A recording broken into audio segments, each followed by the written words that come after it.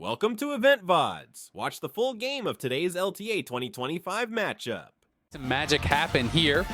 This is a team that always has that pop-off potential. We've seen some really good stuff from them. We've seen some really bad stuff from them. You know, they have those players that have the really high highs, really low lows. And if they could show up at the right moment, TL could find themselves with an early vacation. All right, let's see what the bans are looking like here at the start. It's Skarner and Cassante banned out by Shopify on the red side. Ivern and Yone banned out alongside that Zyra. So a couple of plant junglers targeted by Team Liquid. Let's talk junglers here a little bit, Azael, because I think Team Liquid fans are really looking at Umpty this week to step up individually. Yeah, absolutely. I think Umpty, you know, it's no secret, had a bit of a rough time last week, and honestly the first week as well, was not performing to the level that we kind of were expecting from him. And you know, there's going to be a lot of pressure on him as a result. You know, there was a lot of kind of negative attention thrown towards him at Worlds and now these first couple weeks. So I do think you're going to be feeling the pressure, especially when you know if you lose here, there's a couple weeks off, quite a few weeks off actually before Split 2. Yeah. And your team could maybe even be thinking about making changes or things like that. So that's got to be in the back of your mind. Whereas over on the other side, I do think Contracts, you know, has been performing a little bit better. And, you know, is one of those players that always seems to kind of have a good attitude and be able to keep himself in a good mindset, whether things are working out or are not. So Contracts, I think, you know, is going to be hungry to prove himself here against a big team like TL. And I think he's going to be feeling pretty confident in his matchup against Umpty. Yeah, I'm excited to see how it goes. I think that both of these players can be big drivers for the action on their respective teams when they're really on. And there's no time to be on, quite like win or go home types of stakes. That's what I'm looking forward to here. We are going to see Umpty back in the Xin Zhao. This is a champion we have seen him on plenty of times before. Rumble locked in for TL. Over on the other side, Shopify have the Mbessa, they have the Corki, and it'll be Maokai, their final pick before the second half of the band start rolling in. Yeah, so very likely to be Maokai in the jungle. We, of course, do have that Mbessa, as you said. So Mbessa Rumble will be an interesting matchup up on that top side. Impact getting the answering pick and pairing that with a strong early physical damage jungler in the Xin Zhao will be pretty scary for the solo lanes there of Shopify. And we'll see what they want to work towards here. It's going to be the Pantheon ban, which we've seen Core playing. Also is quite popular in jungle, but they obviously have their jungler. And Core was really liking that Heartsteel Pantheon style and has been one of the guys that has really been popularizing that, you know, in solo queue here in NA as well. Yeah, I use the Spectator client probably more than any other singular person in North America in terms of the thing in the League true, client. By the way, 100% of the time when I log on League to play, Flowers is on, but he's spectating. I am perma-spectate all the time, constantly watching Challenger games, high elo one tricks. I'm going to ignore your comments and instead focus on the core JJ Pantheon games, because ever since the new year started, this dude has been in there spamming Pantheon. Last weekend, Team Liquid didn't play until Sunday. Friday morning, Friday night going into Saturday morning, 4 o'clock in the morning, I woke up and couldn't get back to sleep. I log on League. Guess who's already in there 20 minutes into a solo queue game playing Pantheon? It's Core JJ. Yeah, you got to respect the grind, man. It's definitely a lot of fun. We do get the Poppy ban out here as well. Poppy definitely rising in priority also. We've been seeing it, you know, brought out across a lot of different roles. Elise support, you know, is another one that we got to see last week. Ayla had a really strong early game on it, you know, in their upset win, was able to get very far ahead. And Aurora, one of the ones that people are talking about a lot. Already last patch was quite strong, but especially now with the domination tree buffs, the electrocute buffs in particular, are really, really powerful on this character. So yeah. Makes a lot of sense here as a ban. Nico, I'm not really expecting that to get locked in. He's one of the ones that APA has gone towards, and of course we do see some Nico support, but going to be interested to see if we get Mel today, because Mel has been a big discussion. Some people think it's really overpowered and needs to be banned. Some people think it's absolute trash. Some people, you know, feel like it should be highly prioritized, and it looks like nope, never mind. Last second is going to be swapped over. A little bit of cold feet there for the Mel. Instead, Talia is the option. Lots of power on that one, especially when you think about the Unraveled Earth and how good it can be at disrupting champions like Mbessa, who has so many dashes, like Rel, who can't even mistime it because Mbessa's always dashing. She will never not just be dashing all over the place. It's very easy to get Unraveled Earth value. Rel as well, if she's jumping over top with that big slow crash down animation, make it so when she lands, she's the one who's stunned, makes it more difficult to combo those engages. And Nautilus, I feel like this is just a core JJ classic for TL. And I mean, point and click ultimate, going to be great to set up that seismic shove as well. So we'll see, how that's going to work out, as Core will be, the primary engage here. There is, yeah, sure, you can fish with the Varus ultimate and whatnot, but really the pressure is on Core to be the one to kind of make it happen for the team here, and we are just looking for that final pick. It is going to be the Orianna, which does have a lot of good ball carriers here with both the Maokai and the Rel to be able to send that ball into the back line, especially point and click. Someone like a Varus is going to have potentially a really hard time. Even the Talia, you get flash W'd by the Maokai with the Orianna Shockwave coming out over the top. That is going to make things very, very difficult. I'm kind of expecting on-hit Varus, I think, from Jan in this one, because there is a pretty beefy front line. A lot of melee champions up there in that front line to go for, but some people do really prefer the lethality, so I'll be interested to find out what he's going to go for. I mean, when I look at the Shopify comp, I see a pretty classically built composition with two big meatballs for the front line, one bruiser that can either front line or threaten back in the Mbessa, and then AP carry and AD carry. This is very textbook stock standard stuff. Meanwhile, over on TL's side, we already talked a little bit about needing to see Umpty step up for their team. On the other side of the aisle, though, looking at Shopify, I really want to focus on Palafox, right? I think when we look at this guy, when we look at the series that Shopify played last weekend, fortunately for Palafox, a lot of people are going to remember the Yone game where he stepped up, he had the big carry moment, he had the 1v2 in the top lane. They're like, damn, Palafox can play some Yone. Unfortunately for Palafox, that was a tongue twister, it should not have been. He ended up having a really rough first couple of games, and I think that they really need him to not have those sort of weaknesses, those flubs, if they want to be able to contend with TL. Especially coming off of last year where, he was even vocal himself about playing some of the worst games he felt he had ever played. I remember one Orianna game, actually, in particular, where he literally said, that is the worst game I've ever played on stage. And that was coming off of a year where, they went to Worlds, they beat G2, they made all these things happen, and Palafox contract stocks were at an all-time high.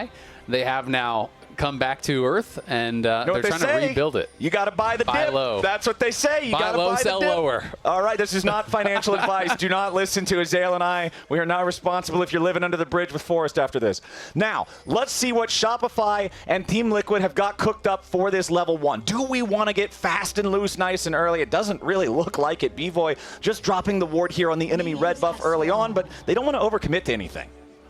Yep, exactly. I mean, we already talked about Palafox some, but, talking about that Yone game, we had some pretty incredible moments from it, and we're kind of looking back towards this. This is the kind of play that he was able to pull off. This was the 1v2 in the top lane last week that was really able to turn around this game and kind of make it so it was impossible almost, it felt like, to come back from this position. Had a beautiful flash over the E, was able to win out this 1v1, then in came Audi. He wins out in that right after it as well, and it just put him in a position where there was like no real recourse, no way to come back, and this is Palafox at his best. This is Palafox, playing a playmaker, playing explosive, playing really confident, and that's what you want to see from him because we have seen that in the past.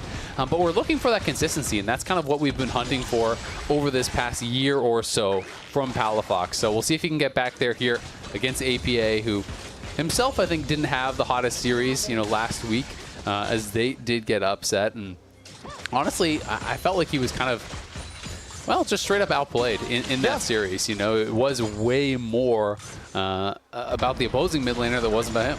Yeah, APA, although we do know this guy can hit some pretty big moments, like when the pressure is on. But let's see how things really shape up here in these early scraps. Bottom lane getting a little bloody nice and early on. Bvoy losing that barrier in exchange for Core JJ's Ignite. Jan throwing up the Pepega Frog, just letting them know he's not too impressed by these early trades. It is going to be pushing that in. It is going to be Hail of Blades here, so probably will be lethality for the Varus, very likely here, as Umpty already in the area, wanting to make a move into the opponent's jungle.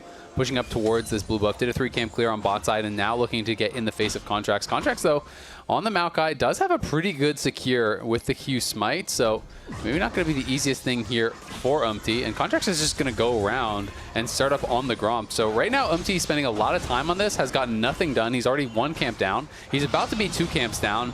And there is a chance that he doesn't even get that blue buff because that is on Vision. And again, Contracts can come contest this.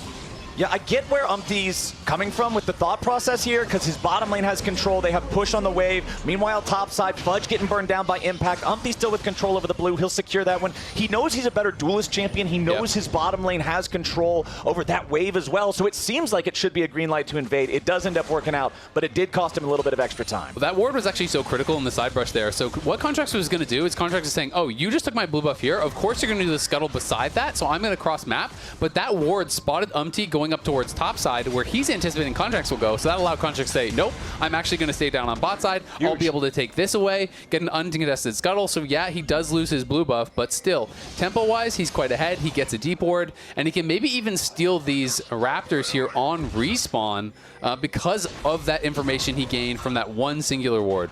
Every jungler knows how frustrating it is to lose your scuttle crabs or your buffs, but really losing the chickens is a bit of an insult of its own because you just want to be farming them on spawn. You always want to have your chicken tempo where it needs to be. Yep. Losing one of them feels bad, man. It feels really bad, and it feels great for Contracts because at the end of the day, he gets that 6 camp clear just with one of his opponent's camps. B-Boy taking some damage here, has to get back away from Jan and Core JJ. Zeyzal going in for a big engage there with a flash, but he does not find it. Core JJ answering with a summoner spell of his own. Both of these supports do have Hex Flash, and that's going to be all they'll have for the next 5 minutes. Yeah, Core really respecting that. I'm not sure if he thought Contracts might have been behind him, you know, because when the Q misses, I feel like it's unlikely that he's going to die. You don't have that Shattering Strike to break the Nautilus shield or anything like that, and he could probably just walk it out, but did throw his flash in respect. Contracts now going to be able to defend his own Raptors here, so Umpty, you know, still out on the map. Of course, the farm is pretty much dead even, but Contracts has already gotten his base off, already bought, so he is ahead in tempo and is going to be feeling quite happy about how this early game went.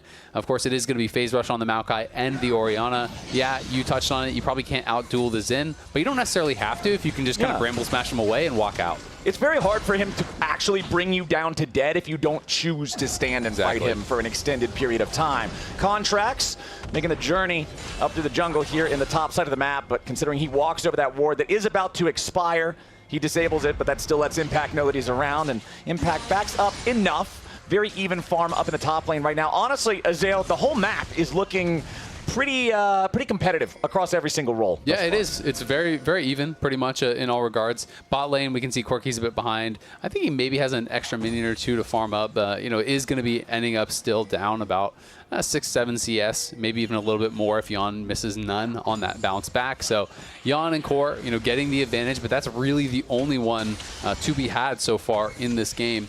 And I have to say, Jan and Core, while there have been some questions about TL, there really haven't been any questions about them. They have been very strong as a duo. They have been team fighting well. They have been still really looking like they are picking up where they left off last year. And that is very important because TL needs that point of power in the bot lane. They've really come to rely on them. All right, looks like we're going to handshake our first couple objectives here. Nobody's really rotating to either one of them to help the junglers, and the junglers have just decided to go for opposite ends of the map. Umpty working on those grubs, but instead deciding to leave the third grub and maybe come down to challenge for the Drake instead. Maybe it's not such a polite gentleman's agreement, but now APA is going to be in trouble. Contracts going in for the flash engage. Follow-up from Zeyzal. It ain't going to matter. Seismic shove right on back, and Zeyzal's in danger. Core JJ locks him up. Umpty beats him down. Team Liquid is ready to answer the challenge, but Shopify ain't done yet. Core wanted to go for the dredge line, but does not find it. APA hops off the wall, and he's ready to ball. Contracts falls. Jan picking that one up, and Team Liquid just came out so far on top in that play. Yeah, that is massive. They're able to get a couple of grubs, get down, get 2 kills, take the dragon. They get everything in that situation from Shopify, and it all went bad pretty early here. Credit to APA, as Contracts is the one flashing in on him, but the flash was in time from APA to be able to get out away from Zeyzal. Remember, he spent his flash down on bot side, so he's looking for the Hex Flash Q. Couldn't get it timed up perfectly there with Contracts. The CC layering is not on point. Ends up getting taken down, and ends up being a 1 fight there for TL as a result. TL making the choice, leave the last grub, go contest the Drake instead, utilizing the power of the Taliyah with the wall. I always say whenever I see a Taliyah in a game, I always want to see you use that first ulti as soon as you can. Try to find efficacy in one of the side lanes, and boom, right there they do it. That's the kind of coordination I want to see from TL. That's the kind of coordination I feel like we see a lot of when they're at their peak. That's why everybody kind of scratched their head a little bit when Jat said coordination over to Shopify. But now, right as I'm praising them, APA in trouble. Shopify going in, looking for a bit of a payday here. They really want to make sure B-Boy gets it, and he will. Shopify on the board. Why would you kill APA like that? That's my bad, man. That's messed up. That's my bad. It's supposed to be an impartial caster. I know. I just completely cursed the man. Curse. That was some wicked magic right there. I'm sorry, APA. That is my bad. Well, they are going to lose probably at least one plate down on the bot side. Will get that final grub up on top side, so that is going to be their second of the third kind of groups of objectives, or whatever you want to call it. But yeah. Fudge just used the public execution. He's going all out. Yeah, Fudge wants this, and Impact could be in some serious danger now that Contracts is ready to join, but Impact doing a good job getting away to the safety of his team. Now wants to turn it around back onto Contracts. That Electro Harpoon misses. CoreJJ wants the dredge line. Contracts low. Impact still barely alive, and he will keep himself going just at the very tip, the very edge of the health bar. Beautifully done there from Impact on the Rumble. So close now. This has to be so frustrating for Shopify Rebellion. Yeah, absolutely. I mean, Impact did a really good job buying time, and TL collapsed very, very quickly. Contracts really had no choice but to go back in with the Twisted Advance, because as that hook is coming forward, if he doesn't dodge it with his W, he's dead anyway, so his best chance is to try to go back in, try to get a kill. It does not work out. But just a really good job here by Impact in buying time. They know that Maokai is over here, so Fudge is going to go in with the public execution, trying to get the damage down as best as he possibly can. But Impact just kites it back into this corridor, drops the equalizer, and then is just able to kind of run back away to his team. Contracts slightly mispositioned that ultimate. You know, he wanted to use it to kind of slow down the reinforcements and hopefully section them off. Then had a really good W to actually dodge out on the Q there on the dredge line from CoreJJ, but just not quite enough damage to actually finish him off. Want to praise the timing there of Umpty's Xin ultimate as well. That crescent sweep doing that little bit of extra distance to knock Fudge back and guarantee that the AoE on all those dashes from Ambessa can't finish off that last, 50, 75 HP yeah, that Impact had. Incredibly close. You know, just another auto or two, or like you say, one more spell probably would have done it. But Impact now in a great spot, working towards that Leandry's first here. We can see the Hex Drinker was grabbed by Fudge. But when you commit to that sort of a build, you really have to be winning in the side lane, because you are going to be paper in the team fight. When you're looking over at Lethality, Varus, at Umpty here on the Xin Zhao as well, you know, you have no HP, you have no armor, so it is going to be very, very scary, and we'll see if Fudge can get out of this one, because he is just getting absolutely cooked. When the 1v1's looking that bad and you built for the 1v1, you're going to have a tough game. Yeah, that's the problem with that top lane play, just barely losing out, not having the damage by inches. Means that Impact is now pulling so far ahead. Umpty wanted to jump in here. You could see the audacious charge of the minion. If the wind becomes lightning, then hits, he can slow Ambessa down enough to maybe get the knock up on 3 Talon Strike, but it is a pretty thin hitbox. Does miss out on that one, so Fudge can walk away. But hey, that is still a victory for Impact. Crashing the wave into the turret, getting the plate money. Now the teleport is demanded as the answer from Fudge back down in the bottom lane. Meanwhile, up here on the top side, you were talking about Yon being the only meaningful CS lead earlier. He was up by a little bit over a wave. Now it's a lot more. Yeah, 20 CS in the advantage. He got a kill. He has the early Swifties. Is going Lethality, as we touched on before here. They're just going to continue pushing this in. TL up 1.7k. They're one objective here off of that Feats of Strength as well, because they got the Feats of Warfare. They got those first 3 kills. So they're feeling really good about their position in this game. And we'll see if Shopify can make any plays to try to turn things around. Most of their swings have not really worked out. They haven't been able to find those good engages from Zeyzal. Hasn't been able to really coordinate yet with Contracts. And Contracts, when he's gone in, has been punished both times. Yeah, it's tough, man. When you fall behind and you're on one of these engages, when you're the frontliner, you just know that it's most likely a one-way trip every single time you're going in. He does have the Unending Despair, just good ball of stats for general tankiness, but Sundered Sky up and running for Umpty at the same time. Very powerful item for scrapping or for big team fights. I mean, Unending Despair is a good item, but it's one of those weird items where I feel like it's a snowbally tank item, where when you're already ahead and you're already tanky, it just makes you that much more tanky. But when you're behind and you're not really that powerful, it's hard to stay alive long enough to actually get value out of it. Exactly, to get the heals from it. It is still just an efficient item. It's still a solid item. I'm not saying it's a bad buy, but it is one of those items that feels like it's just so much stronger when you are already ahead, and from behind, I feel like I rarely get value. All right, Fudge is going in for Impact yet again. There's help nowhere near as close as it was in the previous instance. Contracts is ready to rock and roll, and Impact is down to 200 HP. The Equalizer wants to bring Fudge with him, but it ain't going to happen. APA and Umpty want to make it a delayed 1-for-1, and yes, sir, they will. Seismic shove into the unraveled earth, into the wind becomes lightning. It's the whole elemental shish kebab, and it's Fudge getting served up. Yeah, I mean, Fudge just gets taken down there. I think should have had an idea that they could have been making the move because no one was answering Palafox as he was pushing in mid lane. APA, used that teleport to get down there. This is going to be the Dragon as well, so that should be the feats of strength here, grabbed by TL. It's a good kill there onto Fudge, but feels like not enough with the position of this game. You can see B-Void going to be pushing out top side, but APA answering in kind down on that bot side, and TL just feel like they're getting further and further ahead. And alongside those leads, they are going to go ahead and secure themselves feats off of that Drake take. That's 2 Drakes plus the first set of grubs. There's your neutral objectives. They're already the first to 3 kills. Easy for them. Extra mobility along with this team that's already so good at finding picks with things like the Nautilus and the Talia. It's just that much scarier for Shopify that are already down over 2,000 gold. Yeah, it is going to be really tough potentially here. And Cloud Soul is going to be the spawn.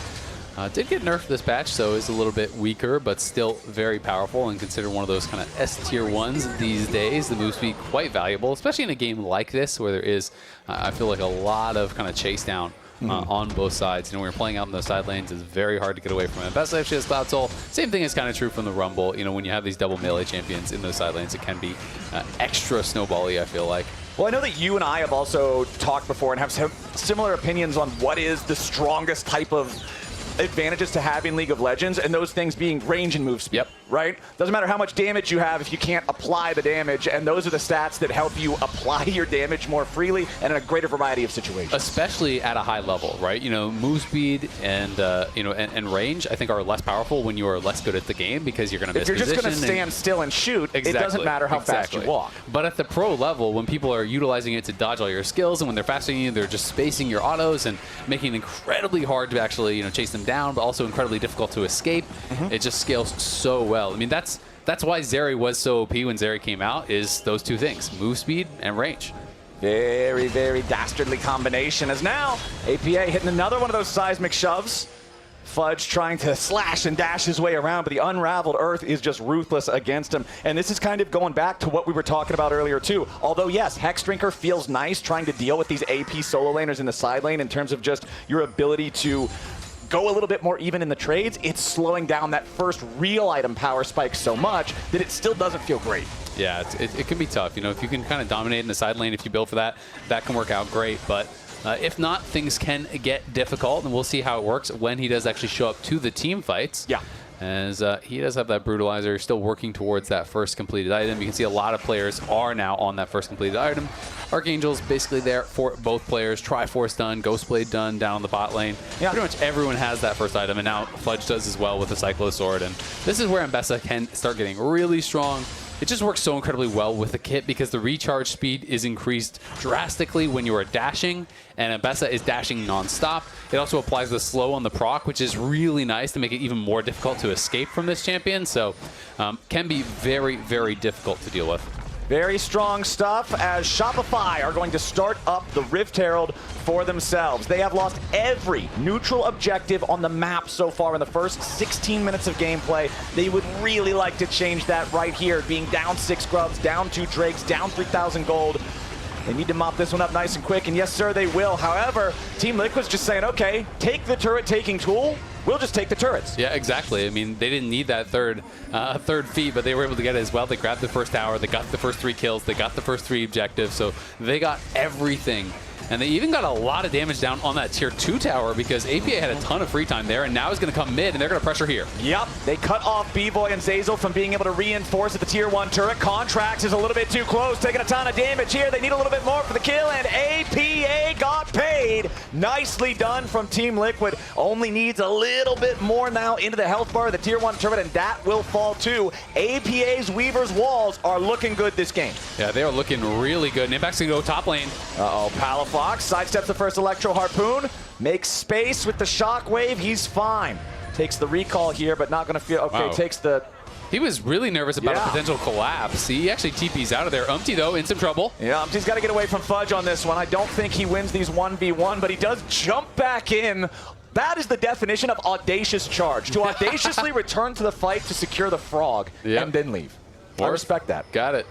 And this is one of those situations where, hey, if that's solo queue, Fudge probably chases you down and kills you, but because it is pro play and he doesn't know where everyone is, he's going to play a little bit more respectfully. Right. So Umpty gets to kind of bluff a bit here that he is, in a stronger position than he actually is. and gets away with it. So TL looking incredibly good. Everything going their way. 4,000 gold in their favor. This is the TL that people really wanted to see, and this is a TL that can help to rebuild that confidence going into, you know, a tournament in Brazil, assuming they can take down Shopify here, but they are looking like game number 1 is going all their way. Yeah, I feel like shy of an Otacon throw, there aren't a ton of avenues that Shopify is really looking at as, oh, here's our immediate path back into the game. I agree completely. And the reality is, Otacon's a lot harder to throw than it is at Baron. Baron is just a way more dangerous objective, you know, and Baron, you know, as that 20-minute objective that we always had in the past, you always thought, okay, well, if they go too early, you can kind of kill them. Otacon, as long as you're dodging the abilities, really doesn't do that much. It's very easy to tank up. You can even solo it on some champions pretty comfortably. It's just slow. So it is going to be very difficult for Shopify to find a way back in here. And Otacon, I think, would almost certainly seal the deal from a position like this. They're going to be able to grab another dragon as well, so they're going to be on soul point here. Otacon's going to be coming up, and Shopify basically is already finding themselves in a one-fight game because this next fight is likely to be around soul or Otacon, and those are two things you just can't give up when you're this far behind already. Yeah, it's trouble for Shopify. I do like the fact that they were able to at least use the Herald that they took to secure the tier 2 in the top lane. It's not going to, it's like slapping a Band-Aid on this just massive gaping wound on your leg. You're just not going to be able to still walk very strong, you know, but it's something. It's better than no Band-Aid. Going to get 500 gold, shrink that gold gap down to lower than 4,000, but man, it's a tough game here so far. Still 0-0-0 for Palafox's Orianna. Has not died at all, but has not been able to make any plays so far on this big team fight champion either. Impact now securing yet another turret for Team Liquid up here in the top side. And whenever you see that message on the screen, man, you know that it's starting to get dire. It's grim for sure. And Palafox is going to be in that point where, like I said, it's probably going to be one of those one-fight games. And one of the problems with that is everyone's going to have summoners over on the other side. And you're kind of really under a lot of pressure here as Palafox to find a multi-man shockwave to try to turn this around. But when everyone has summoners, it's very unlikely to be able to find that. So we'll see what Shopify does here. Otacon up. Of course, we are going to see TL playing around it. They do have some good ways to at least check brushes, you know, with the saplings, and to be able to check with the Orianna ball to maintain some vision to at least hopefully get an idea of if and when TL does start up this Otacon. But knowing they're starting it and being able to do something about it are two very different things. So you're talking about all summoners being up. I just wanted to do a quick cursory glance since Otacon is now on the table. Team Liquid has absolutely everything. Shopify is close, but not quite. Palafox still has a little bit of time left before his teleport is ready. Contract singing the same song about his flash, but there might not even be time. Yawn getting away from Fudge, who wanted to make the move over in the mid lane, but instead it's going to be turned around by Team Liquid. A little bit more damage gets it done, and Fudge is first to die. Umpty flashing back away with a crescent guard, keeping him alive. A big equalizer comes down over top, and Zazel ain't going anywhere. APA is ready to jump right back into the fight. The unraveled earth set down in place as Palafox tries some fancy feet, but the rain of arrows find him regardless. A double kill for Yawn ends the fight 3-0, and Team Liquid's going back to Otacon. Yeah, Shopify take their swing, but it does not land. I think we might have just seen the knockout punch there from TL. They're going to be right back to Otacon. They lose no one. They get all the kills, and they're going to be able to grab this and easily snowball that into a soul, into a dragon. We can watch it one more time. It's just Fudge saying, you know what, maybe we can actually catch Yawn looking here. He was cheating to that top side, so he finds him with the public execution. But again, the follow-up is so much faster from TL. They have the inside track. They collapse here very, very quickly. Even the teleport from Impact arrives really before any reinforcements come in from Shopify. B-Boy is kept out pretty much entirely by the Crescent Guard there from Umpty. Couldn't really contribute. TL collapse, they play it really, really well, and despite Palafox trying to juke back and forth here, still gets hit by the piercing arrow, still gets hit by the E as well, dies, and you can see the frustration on his face there. He knows that really was their last shot in this game number 1. It's so rough, man. Here we go. Core JJ in the enemy jungle, looking to sit down this vision. And we talked a lot about this pattern of Team Liquid last year when they were the best team in the LCS for the majority of the year. How when Team Liquid gets ahead, it's the Core JJ and Umpty warding minigame. They just set up shop in your jungle, make sure that it is impossible for you to play the game with any amount of information. And that's what they're doing here again. Yawn's just hanging out with Core, making sure that if anybody face checks him, they're going to receive some damage in return. As APA pushes up on the side lane, they've all got the false lives from Otacon. They've got a 6,000 gold lead, and they've only got to wait 75 more seconds until Dragon Soul is up. Exactly, and I think that's why they're not just doing, you know, a suicidal dive on a tier 2 or something like that. We also did, of of course, have the false life changes. It is a 15-second respawn now, so you can't just like full end and then TP back instantly and do something. You have to be a little bit more careful with it. We're going to see an engage, though. Well, speaking of careful, Umpty might need a little bit more care here. Does buy himself plenty of time with that ultimate, then the Blast Cone gets him back over APA's wall. So Team Liquid still feeling fine about this one. Yes, they lose the Taliyah ulti, but that's not that big of a concern considering everybody's still alive. They've got their waves pushed up. They've got control over the top side of the map, and now they can all reset, get their vision back, get ready to go out onto the bottom side of the map and secure this soul. Big concern here for Shopify, though, is when you're looking at how could we possibly come back, there's now no Orianna Shockwave or Maokai ultimate for the spawn of this dragon.